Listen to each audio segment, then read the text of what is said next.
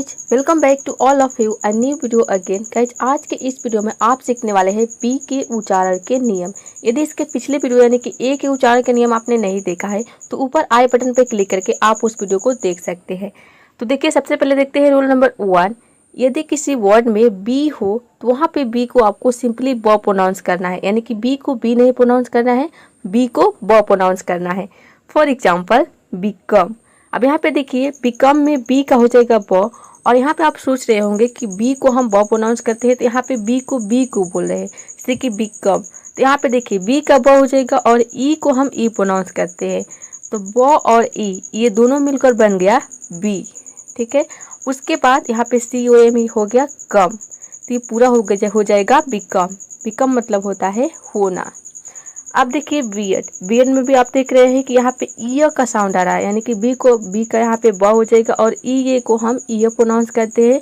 यहाँ पे are silent है, डी को ड हो जाएगा, कि डी को हम ड प्रोनाउंस करते हैं, ये हो जाएगा बियर्ड। बियर्ड मतलब होता है दाढ़ी। नंबर मतलब होता है संख्या। इसमें भी देखिए, बी को हम ब प्रोनाउंस कर रहे हैं। बर्ड मतलब होता है पक्षी। अब यहाँ पे देखिए, बी का ब हो गया और यहाँ पे आई को हम अ प्रोनाउंस करते हैं, इसलिए यहाँ पे बी और आई दोनों मिलकर ब हो गया।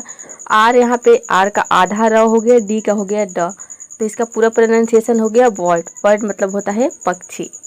बनाना मतलब होता है केला।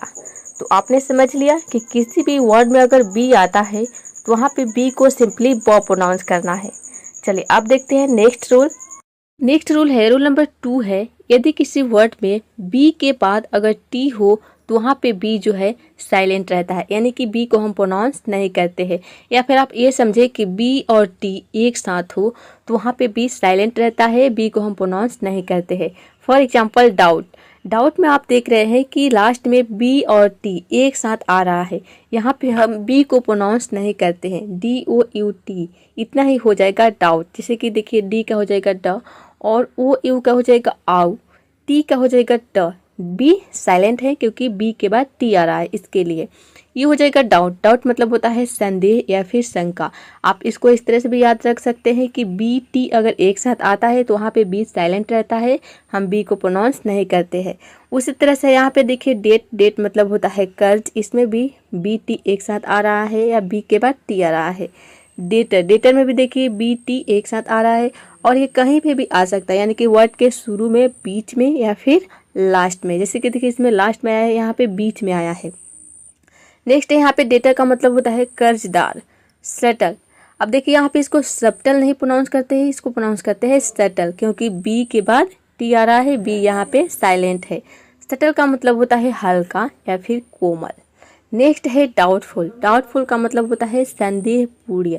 इसमें डाउट में भी देखिए, डाउटफुल में भी बीच में बी और टी आ रहा है या फिर बी के बाद टी आ रहा है, यहाँ पे भी बी साइलेंट है।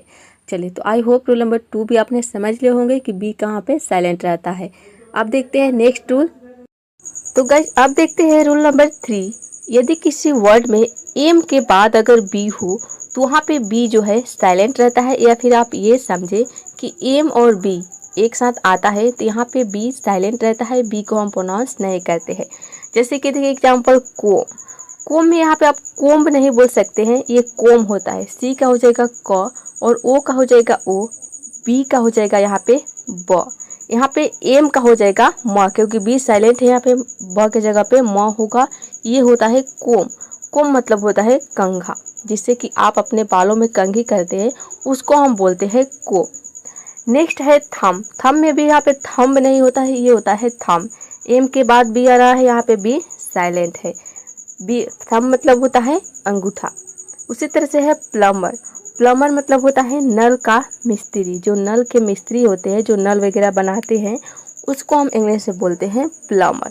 ये प्लम्बर नहीं होता है, यानी कि बी को हम प्रोनाउंस नहीं करते हैं, बी साइलेंट रहता है, प्लम्बर होता है प्लम्बर। लैम मतलब होता है मेमना, इसको भी हम लैम नहीं बोलते हैं, लैम बोलते हैं। जैम मतलब होता है चौखट। अब यहाँ पे देखिए, किसी भी वर्ड के लास्ट में आर आता है तो वहाँ पे या तो आप आर को साइलेंट रख सकते हैं, यहाँ पे कोष्ट में आर इसीलिए दिया गया है कि यहाँ पे आर को आप साइलेंट भी रख सकते हैं, या फिर जब आर को आप प्रोनाउंस करें तो इसको आधा प्रोनाउंस करना है, मतलब कि हल्का प्रोनाउंस करना है। आर को आप जब साइलेंट रखेंगे तो आप बोलेंगे प्लम्बर, प्लम्बर, यानी कि जब आप प्रोनाउंस करेंगे तो आर का साउंड अपने आप आएगा। तो या फिर आप चाहे तो आर को प्रोनाउंस भी कर सकते हैं आधा र के साउंड में, प्लम्बर, प्लम, पूरा र आपको नहीं प्रोनाउंस करना है किसी भी वर्ड के अंत में अगर आर आता है तो आई होप रूल नंबर 3 भी आपने समझ लिए होंगे। चलिए अब देखते हैं नेक्स्ट रूल। तो गाइज अब देखते हैं रूल नंबर 4।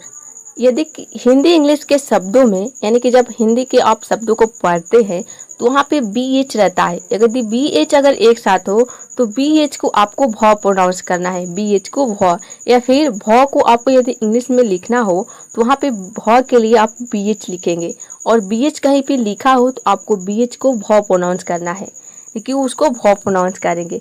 जैसे कि भारत, भारत में यहाँ पे देखिए BH का हो जाएगा भ, और ए का होगा यहाँ पे आ, आर का हो जाएगा र, और टी का हो जाएगा त। यहाँ पे ए जो है आर के बाद जो ए आ रहा है इसको हम अप्रोनाउंस करते हैं भारत।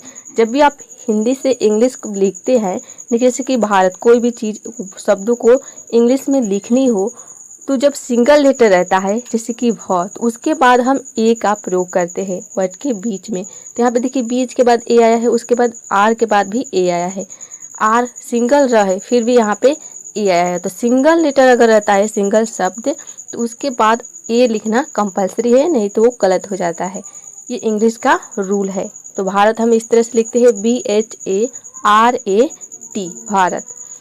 अब देखते हैं भानु, जैसे कि नाम आपको लिखने हो भानु, तो भानु में BH का हो जाएगा भ, और यहाँ पे आ का साउंड आ रहा है तो ए हो जाएगा, और नु के लिए NU, भानु।